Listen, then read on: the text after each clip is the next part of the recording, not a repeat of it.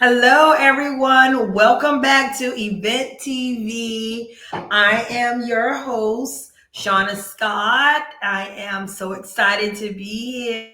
And yet, we have an amazing guest today. I cannot wait until you guys meet her. I'm going to go ahead without further hesitation to bring her up. She is Rosalyn Fung. Hey, Yay! Rosalyn. Hi, I love hi, you. hi. I was in the backstage like jamming. I know, right? I knew that the world could not see me but you. So me and my non-dancing self. So yeah, I love we're it. moving, rhythmically moving. That's what I was doing. How's it going? I am so excited to be here with you, Shanna. I'm really excited for us to have a very powerful conversation to support and activate and expand those who are tuning in today. Yes. So before we get started, how is the weather in Toronto? Actually, I'm in Edmonton. Oh, Yeah. Edmonton. Sorry, that's right, Edmonton. Which is how Edmonton, far away Alberta, from Toronto? Canada. It Right, is beautiful today. It's sunny. It's like finally, and Canada has a bad rep for being cold. right. It has been actually really beautiful. It's been so nice that it's been shorts weather for, I don't know, Whoa. last month, I guess. So it's been good. Yeah. Awesome, Really good. awesome. So, Rosalind, tell everyone who you are in this world. Oh my goodness. I know the Gotta be summarized surprises. when one a little short sentence there.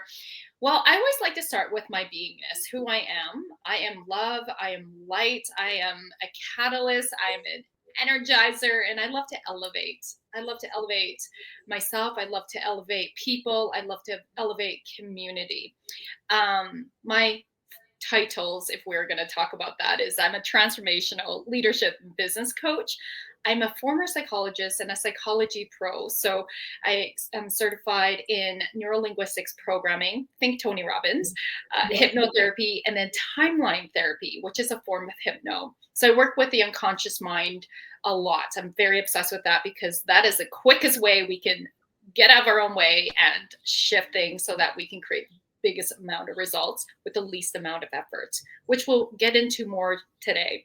I'm also a spiritual guide and I have a intuitive psychic ability. So I combine all of this and work one-on-one with clients, as well as I'm a facilitator and trainer with my business partners at Flourishing Workplace and Certified Flourishing Coaching. So we're a personal and professional development company and a certification company based on what makes people, like the neuroscience of what makes people and organizations flourish. Love And I'm a keynote speaker and TEDx speaker. So and an MC. Are you still an MC? I still MC. Yes, and that's how we met. That's how we met. That's how we met. Absolutely. Yeah. Yeah, Yeah, I absolutely. speak more than MC. I've moved from, and I still do this, like invest in stages, pay to play sort of thing. But in the last, I would say, like year and a half, I've actually shifted more to getting paid to speak. So Right. I still do both. It's really fun. And I coach people on how to speak or coach as well, build their Oh, confidence, their mindset, and really like look at the performance side of things with their body language. How do you connect with your audience in a way that really speaks your heart? A lot of times people are saying, "Oh, you're so inspiring. You're so inspiring," to speakers, but they're right. not quite signing on and converting clients. And so that has been part of my journey before I met you back in 2019, Shanna. Like it's It been was pre-COVID. I don't, yeah, yeah, probably 2019, 2018. yeah. We won't It say was like where around a we met. yes, and that was in Atlanta. Yeah. Yeah, we were in Atlanta when we met. Yeah, that's right. That's right. So Yes. Yeah. awesome. Yeah, I remember you being on stage. I'm like, gotta chat. So and we did together. And so Yeah. that's why I know you so well and trust you. You're absolutely amazing. I trust you with my audience. So Thank definitely you all, she is well vetted, you know. Okay. One of the things that you work with people with is mindset. Just superficially mindset, but it's so much deeper than that. You Yeah. I because will when we say, worked together, I thought I was getting someone that was helping me with mindset, but it was so much more. So tell everyone more about that and how much deeper you work with people. And yeah. And I love that. Thank you so much, Anna. It was incredible to witness you unfold and really, expand yourself inside and then create more desired results on the outside. It's been right, awesome to see you do that. So I was always like to just distinguish between mindset and beliefs because they are different. So mindset is your attitude and the way you think. Now, beliefs are more related to the unconscious parts of us. Again, this is my jam where I really love working in the unconscious mind. So, our conscious brain makes up only 10% of our thoughts. So, the rest of your brain, which is the unconscious part, is a 90%. And it is in our 90% that creates our results that we see in this life, whether we uh, are creating desirable results or undesirable results. That's where we need to look at what is happening there. That's when we're like getting in our way, we're self-sabotaging, and we're all human, so we all have that. I personally have somebody to support me in my helping me shift my unconscious beliefs because we can't do it on our own. Right? right, So um, I love working with clients in this because I personally, being a former psychologist, I have a master's in marriage and family. I specialized in mhm, food, body image, and so those are doorways into self love. And this would have been, oh gosh, I've been in my coaching business since 2017, so 8 years ago. And so I was a psychologist prior to this for over a decade. And and it was part of my brand story was that back in 2008, everything on the outside of my life looked completely quote unquote perfect, right? I had just started private practice. I was newlywed and a second degree black belt in karate and a role model to kids, teens, and adults. Everything looked so perfect on the outside. And I right, was very confident in everything I did. However, when I look back, because this was not conscious, I had this void deep inside me. And I was accomplishing, achieving just to try to fill this void that I wasn't aware of. And nothing ever felt enough. Nothing ever felt like, oh my gosh, I can finally, like, I've arrived. I can right, finally relax, And so I thought, okay, maybe if I have this perfect body, I'll compete in a bodybuilding competition. I have this perfect body. I'll finally be happy, quote unquote. The right. if then. And so what happened was because at this time I was 25 and I had been a chronic dieter since late teens, early adulthood. And it just only worsened my disordered eating. I was restricting my food, Wow. binge eating, feeling guilty, beating myself up, and it was this cycle. And I would Right. purge by And over exercising. how much did you weigh? I just want to put this in Yeah, perspective. How yeah. much did You know what is interesting?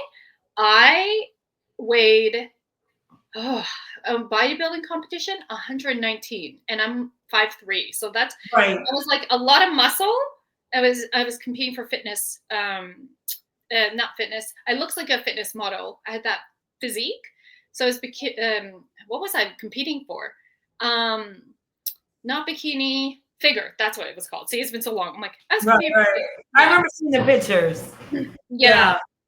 And so for me, I was like, okay, like even having this fitness model body, I could never feel like it was good enough. It wasn't Right. lean enough, and my abs still weren't, lean enough, even though you could see them.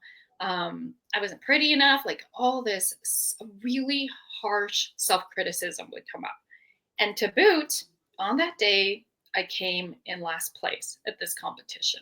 Oh goodness. And it devastated me because I was like, how could I have worked so hard? Because everything I've worked hard at so far, I've achieved and I've succeeded, quote unquote, right? And here I am experiencing huge failure. So, of course, this devastated me. And at the time, you're gonna laugh, Shanna. I was still, my ego was too big. Like, I was really good at helping other people solving problems, but I hadn't looked at myself. I had not done much inner work at that point in time. And so I still was too stubborn to go do any work because I'm like, oh, I should be able to figure this out. I'm a psychologist. Right. Like, no. So this training came up called Haikomi, and it means how do I stand in relationship with myself and how do I stand in relationship with others? And it's an approach that deals with or combines neuroscience, psychology, and this thing called spirituality. I'm like, all right, I'll check this out. And of course, when you're learning something, you cannot not work on your own stuff. So I learned that I was unconsciously operating from this belief that I'm valued in my doingness. So my performance, my status, how much money I'm making, my titles, all of that, rather than my beingness, who I am. Mm-hmm. And my doingness never felt enough. So I'm like, oh, no wonder I'm Right. an overachiever, a perfectionist, and this mindset of no pain, no gain, right? Like totally always forcing myself, wounded masculine. And so that was when I first started to come home to myself. And I don't believe that journey ever ends. I'm completely obsessed with my own personal and spiritual growth. So I keep evolving. And now I'm like, whatever. I just joke. I change all my titles every single year. Um, and that's also why I introduced myself as me first over my titles.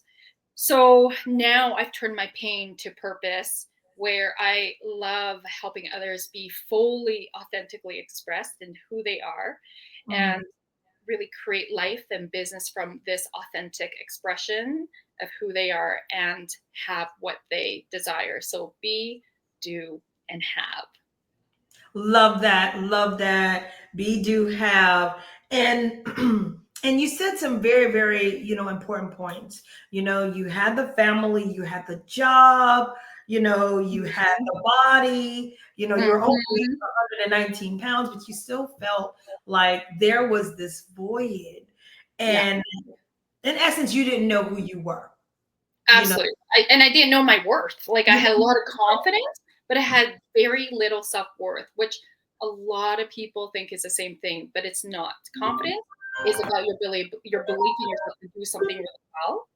And then your self-worth or self-value is the value you hold of yourself. So that's constant.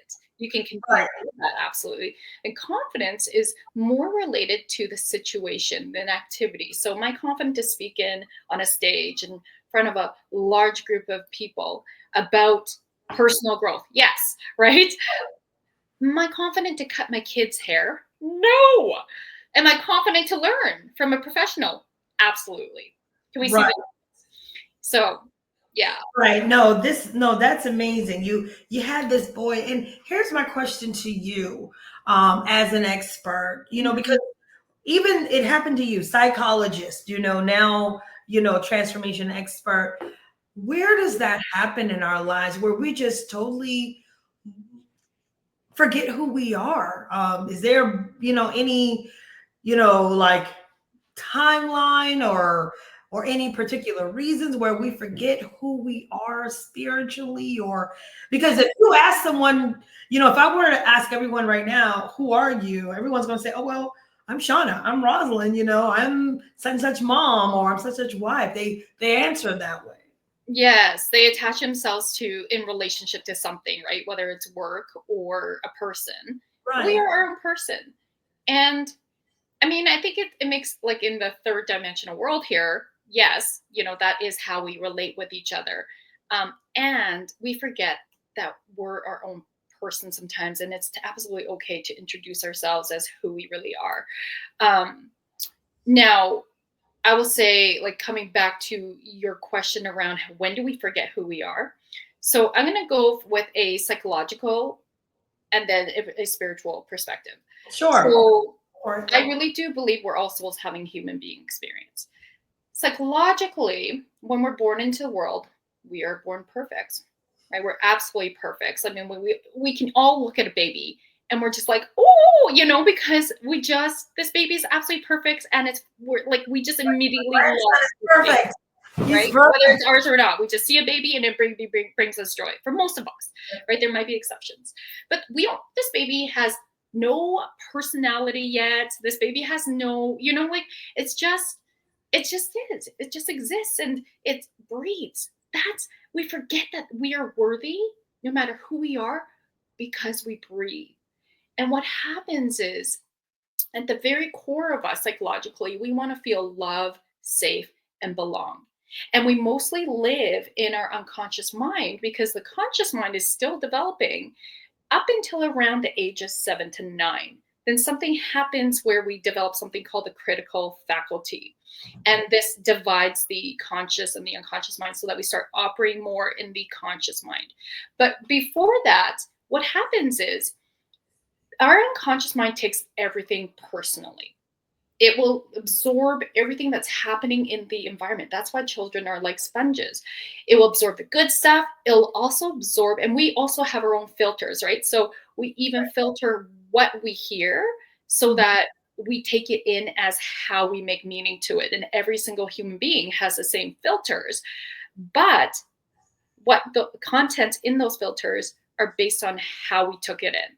So is think of it like a movie projector, Right. and think of like that film. Is that film projecting a horror show or is it projecting a love story? Right. Right. And that's based on our filters. So when I work with my clients, we're cleaning the filters through their unconscious mind. Then they're going to start to show a film that is much more of a love story that they want in their life. Now, if we look at from a practical perspective as well, when we're born into the world, we're, you know, being raised by our family typically, right? And so it's the messages we get, even if it wasn't the intention of our parents in let's right saying something, and we take it in as something personal. So, for example, for me, and my parents, of course, our parents are doing the best that they could with the Right. tools they Of had on course. hand. But for me, like, I grew up as I'm first generation Chinese Canadian. My parents are from Hong Kong, and in my Asian culture, we don't really talk about feelings. so I grew up in an environment where it's like if I had anger, I had frustration, I was trying to express it, and I didn't express it maybe in a polite way. I'm a little kid, right? I would get in trouble. So shame and anger were wrong, and anger got paired together. So I thought that, like I thought that I was not a good person because I would get angry. And so there was a lot of having to process, then that goes with self-worth, right? Having to process and understand that anger is actually healthy. All emotions, even if they don't feel good, are absolutely healthy. It's how we deal with them. And so I learned that it's not safe to actually express my anger. So that got stepped down. And I know when I'm working with clients, if they have a similar belief, then that can turn into people pleasing, right? Right. Because we want to, again, at the core of us, feel loved, safe, and belong. So it's like this life jacket you create unconsciously as a child, or during that. This is called developmental trauma, or Right. during actual like bigger T, big trauma. And at some point, these become over time patterns, right? And they Mhm. get ingrained in us, but they're not truly our true essence. Our true Right. essence is we are whole, and we're compartmentalizing ourselves, creating these patterns. I mean, this happens in business too. How you do one part of your life is how you do all parts of life. And so we we can not set boundaries in our business with our clients or with our team. We're not speaking up. We're maybe get have like our anxious avoidance attachments come up, or our attachment style, right? So it's like or anxious attachment. I mean, I'm gonna go a little bit more. We like this is like these are attachment styles that come up and they don't serve and support us. Right. Happens in romantic relationships. And so when we get to the root cause of these beliefs, and we literally, what I do, I love doing this, is literally shift them. And we did that in our sessions, right? It's like shifting that, because all of us are human. We have limiting beliefs, myself included, right? Everything gets to expand, because no longer are we being hijacked or held hostage by these patterns. We can have more choice, because we are literally in a more expansive place. We're accessing the 90% of our wisdom that is there, but we need help doing that, because we can't access our own unconscious mind by ourselves. Right, right. And this reigns true. And just to break this down for the audience just a little bit more, isn't it? I just want to make sure, because I'm not a psychologist by any mean, but the unconscious mind is the mind that takes over. It's like whenever you're driving a car and then you could drive somewhere and you're like, oh, how did I get here? Right, You know? exactly, Yeah. exactly. Yeah, Yes, so we're on yes, autopilot. And sometimes, even with running a business, we're on autopilot, or even how we navigate through our relationships. And working with someone yes, like you can support us with changing those patterns, finding out what the root is, and making those quantum leaps in our businesses, in our lives. So just share with us a little bit more of how that could work whenever, because yeah. people are intaking information. I mean, my brain is Mhm. thank goodness. Well, I love this. So I want to share that, and this is from my NLP, hypnotherapy, and timeline therapy training. So I love to share with people that all learning, behavior, and change in that order happens unconsciously. Mhm. And there are 4 stages of change. So the first stage is unconscious incompetence. We don't know what we don't know. That's our blind spots. We can think about this in in terms of like, let's take the scenario of driving. So you're too young. You don't know like what you don't know. And then number 2, the stage 2 is conscious incompetence. Now you're a child and you know that taking a car gets you from place A to B, but you don't know how to drive. So, and then the third stage is conscious competence. Now you're 14 years old, or however old you are, that you're learning to drive for the first time. You're taking lessons. You are hyper vigilant, right? Like, don't Right. turn on the radio. Your like eyes are glued on the road. You're like really keeping in mind all the rules and how to use a shift gear and all of this. Right. And then with practice, right? Because that's how we're going to improve, and we take ourselves to the fourth stage, which is conscious, unconscious It's competence, right? So that is why most of us who do drive can now drive without even thinking about it. And we can often pick up, any car and we can figure it out and drive quite easily. This is also why we just brush our teeth and we don't even think about it. Like we would not brush our teeth, right? So it's just like it's second nature. the world. And so when we think about these 4 stages, this is how I help my clients rewire their belief systems, like looking at things that don't serve and support. So for example, we also have like parts in us. So sometimes what I see is, as business is succeeding, whatever success means, usually it's financial success. Um, Often our health gets put on the back burner, or self-care gets put on the back burner. It's like it can't have it all, right? And so we actually do something called parts integration, where when I'm working in the unconscious mind with them, because these are parts of us, and neurologically, when we have parts of us, it's actually a block in our brain. Like we literally are creating conflicts within us.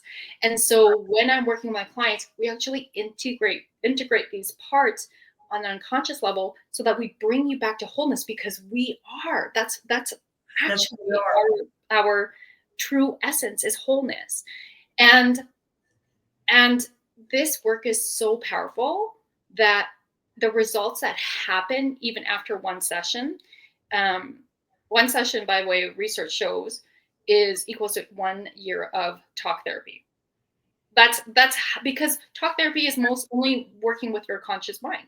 Right. Whenever we work in the somatic level, which you and I have, because I still use also Haikomi, which is working with the unconscious mind. And I Right. thought like Haikomi was fast, but taking NLP, hypnotherapy, and timeline, whew, so fast. So what timeline therapy is, that's actually how we start. It works on the past, and we clear the root cause of all the limiting beliefs, as well as 7 negative emotions in a specific order. So it's kind of like, think about, we have a soil, and we're taking all the crap from that soil out. Right. And how timeline therapy works, and this is why it's even quicker than the method, the other method I'm trained in, Haikomi, which shocks me. You never have to talk about your trauma. You never have to go back and relive whatever, because when we're in our unconscious mind, your unconscious mind already holds a story. It's held in your body. You know, when we feel like uncomfortable about like, let's say, think about a situation that brings up fear for us, right? What is your next level in business? You're like, oh, right? Like, oh, you're excited, but you're also scared, right? We can feel that in our body. So our beliefs are held in our body. And so when I ask your unconscious mind, what is the root cause? Think of the root cause like a pearl necklace, and one of those beads is the root cause. Your unconscious mind will identify if it was before, during, or after birth. If it was during birth, before birth, it will either be in the womb or past life or generational and genealogical, sorry. And so even for those who don't believe in past lives, we've had bishops who've done this. We have psychologists who've done this that never believed in past lives, and they would take themselves back there, their unconscious minds.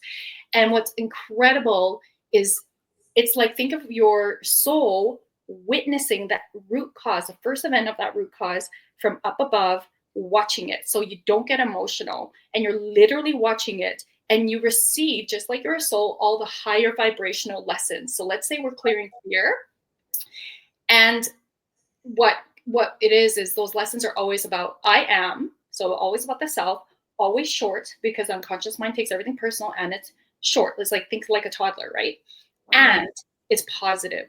So often it's like, I am safe, I am powerful, I am courageous. Like, it's these really beautiful lessons, and what's happening is it's uploading it into your third dimensional self.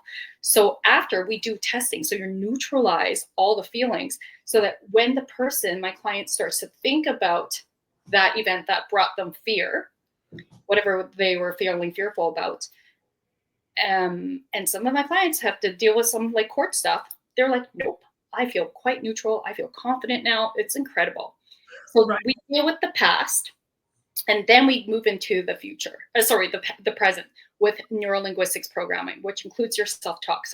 So this is very powerful, where we can literally, I'm giving you techniques to shift you from overwhelmed to in control, from procrastination to motivation, Right. from whatever negative feeling or state to a positive state. Right. These techniques, timeline therapy and NLP alone, helps me not have any anxiety speaking on TEDx stage. I was actually looking for it, Jana. I was like, where is it? This is amazing. I was Too right. and and so for the future, this is where we install hypnotherapy. So this is we're using hypnotherapy, to install new aligned beliefs in your unconscious mind, because this is a writer downer. Your conscious mind is a goal setter, and our unconscious mind is a goal getter. So it Oh. is so powerful, and like, literally, even my ego, which is my conscious mind, is so blown away, Shanna, by when I bust through and I continue to work through my own money beliefs, right? Whenever I'm leveling up, I Right. literally will be like, okay, there's a part of me, like recently, I worked through money belief around, like getting 100K contracts. And there's a part of me that doesn't believe I can do that. And then went, cancel, cancel. I'm telling you, cancel, cancel, because I don't want my brain to take that in right now. Yeah. Which is a tool, by the way. If you catch yourself saying something negative, tell yourself, cancel, cancel, because your unconscious mind will be like, I'm confused. You say you want this, but you're telling me this, right? So we cancel, cancel. But anyways, I worked through this, and it did timeline therapy to clear this money belief, and went back 8 generations, where it was I saw like I'm trying to remember what it was, but basically I think it was a very rich dynasty. It was rich dynasty era, and somebody had stole money from me. Like I Right. was probably my great great great grandma or something like that, right? Right. And I could witness the lessons from that, which was um, I am powerful, I am abundant, I am giving, like all these different lessons from that uh, time. And so what happened was like 2 days later, I had like CEOs contacting me and these like big potential contracts coming in. I'm like, okay, this is awesome. Like just I can't even tell you, like it's so for the conscious mind, which again only operates in the third dimensional world, it Right. is so hard to believe. But what happens is, I'll talk about again back in quantum physics here. When we tap into our purpose, that's a fourth dimension. When we tap into our high self or unconscious mind, that's the Mhm. same thing. It connects with our highest self, which is of perfect health. That Right. is the fifth dimension. Now, I have the ability because of my ability to open up the Akashic records, which is our soul's library. By the Right. way, your business has its own Akashic records. I can Right. tell a really cool story about how one of my clients that I helped in opening up her records. But when we open up the Akashic records, it's God consciousness, and I'm able to access. It's a highest energetic realm, so it starts in the eighth dimension and it goes all the way up to about the 12th dimension, and I'm channeling God consciousness, I'm channeling angels and ancestors of my clients. And so what's really cool is that's why a lot of my clients hire me, is because I have this ability to channel and I'm able to see what's in store of your purpose and your path. That's one of my strengths. And at the highest timeline, like it's not a fortune telling ball because we still have free will. And Right. yeah, it's pretty amazing. And so what happens is my clients can ask any questions they want, except when will this happen? How long will this take? Because time doesn't exist, right? So, Right. Exactly. however, when we're in the quantum field, and Dr. Joe Dispenza talks about this, right? It's like we're in this fifth dimension. We're tapping further and deeper into that when I work with my clients. And what Right. happens is they develop self trust. They feel the activations because everything is frequency and energy. You actually feel the elevation of being in the Akashic records, and you feel the energy moving. And my clients, I also check in to see what blocks they have. Often they're aware of their blocks. Sometimes they're not aware, and I actually might say, "Oh." So, for example, I had a client who I opened up her Akashic records, and her energy felt amazing. Like she was like expansive. And then I opened up her Akashic records for her business, and it was like, um, Different thing. and it was like falling on her. I was like, okay, this is interesting. And the way I'm psychic is that I see through my third eye. I can see visions, images. Sometimes they show me like Disney cartoons. It's really funny. I get messages and meanings. I'm also claircognizant, which means I hear, like it's like hear the messages as it's my thoughts. I'm very clairsentient, which means I feel a lot and I get messages through my feeling and they move me. So this to the right is yes, to the left is no. When I turn to the right, it's future, and they turn me to the left, it's past. And so when we're exploring blocks, like with this client, I was like, oh, something happened to your business. So the guide sent me to a past life, and they showed me that her business was in a past life, which didn't involve her, by the way, it was separate. This Right. is what glass ceiling was for her business. It was a very successful seamstress store, and in England, 18th century. And then um, what happened was there was this big box store that came along later on, and the owners were very greedy, and they basically crushed this business. And this business lost its confidence and never got revived again. And so it was just very interesting because I had pointed out there were like some people that were jealous of her in this lifetime, and Uh-huh. and I had no idea. Like I had no idea. She didn't say that. I just noticed that, and she's like, "Oh my gosh, Yeah. yeah, that's what's happening right now." And then I went back to the past life with her business, and we revitalized it because I'm also a healer. So I can bring in energy work. We did cord cutting. I'm a shamanic practitioner as well. So we did some healing, clearing of any energy that doesn't serve and support. So that's called clearing karma. And then we turn it into dharma, which is purpose. So Right. then I could see what was happening in her future of her business. And I felt like two big contracts coming in. And I said, there's two big contracts. And I like described them. And she called me like 2 weeks later and she's like, I just did two big contracts. I'm like, incredible. Awesome. Incredible. And my ego mind is still blown away by this. Like, Right. because that's the power of our unconscious mind. Our unconscious mind, literally, that's what we're doing. We're shifting energy so that we're shifting beliefs that don't serve and support. We're installing new ones. So, Absolutely. yeah. And this is all great. And you have a wealth of knowledge, Rosalyn. Could you let everyone know how to contact you? Because I'm sure they have additional questions. Yes. I don't have that much time. I'm like, wait, but you were giving such, informative information. Yeah. So how could someone get in contact with you? I would say the best place is my website to like find all my social media handles. I am big on social media. So my website is my name, Rosalyn, Rosalyn, Fung, Fung. So have some fun with the G .com.